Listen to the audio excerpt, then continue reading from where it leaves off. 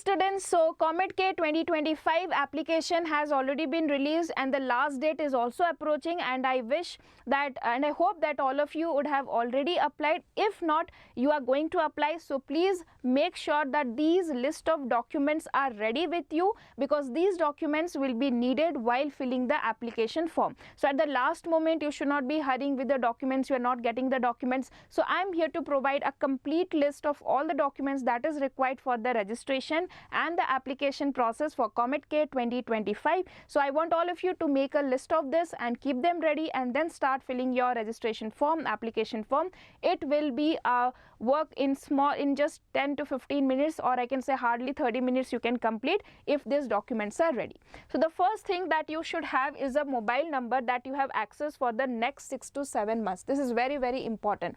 Whenever any admit card is released, whenever you have any results are out, centers are announced, anything is there, the information will come to your mobile number. Registration, ID, OTP, everything should be there in your mobile number. So use such mobile number which is there with you for the next 6 to 7 months. Do not use your friends, relatives, cousins, not like that. Use yours or your parents' phone number.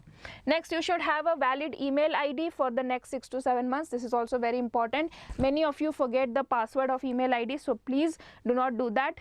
If you do not have, create an email ID and set its password, save the password, remember it, write down somewhere, and keep this email ID for the next 6 to 7 months, because you will be receiving all the information regarding your process in this particular mail ID. Okay, next we have 10th mark card for candidates. So you will have to upload your 10th mark card. So for that, it can be either SSLC or 10th mark card, and the maximum size is 160 KB, and it should be in the JPG format. Okay, next you have a unique ID proof. That can be your Aadhaar card, driving license, or may not be. Aadhaar card is there, that will work. I don't know you will be having driving license or not. So yes, your unique ID proof, okay, not your parents, your unique ID proof. You can use Aadhaar card, I can say available easily. Here also size is 160 KB and it should be in JPEG format.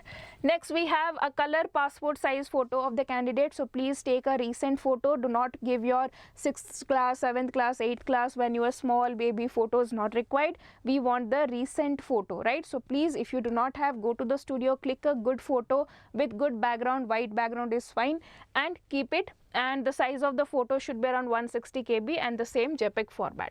And color passport size photo, okay, color photo should be there. Next you have signature of the candidate on a white sheet of paper. So this is very critical. The signature that you put today, the same signature you have to use it in the exam hall as well, and in any other documents that is required. So please do not complicate it. Make a very simple signature on a white paper, click it and save it in your JPEG format. Size is also 160 KB. Next we have signature of a parent on a white sheet of paper. So yes, parent signature is also important. Next you have unique government ID proof of a parent. Okay, so your ID proof is there, your parent ID proof is also needed. So any of your one parent ID you can take, the same size format is there. Next, if a candidate is applying for KKR seat, that is Karnataka Kalyan Region, or HKR certificate, you need from 371J form in the name of the candidate issued in charge of revenue subdivision. Okay, so this is very, very important that the certificate should be on the name of the candidate, and it should be issued by the assistant commissioner in charge of revenue.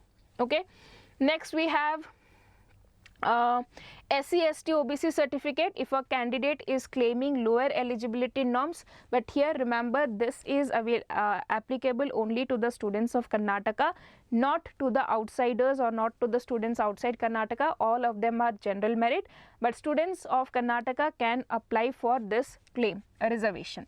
Next you have Karnataka domicile certificate, so issued by revenue authority, not below the rank of Tehsildar, in the name of the candidate. Okay, so this is also very important that it should be approved by any person not rank below Tehsildar, and it should be on the name of the candidate. So please arrange these all documents and then go for the form filling. If you have any doubt, please comment down. I'll definitely address to it.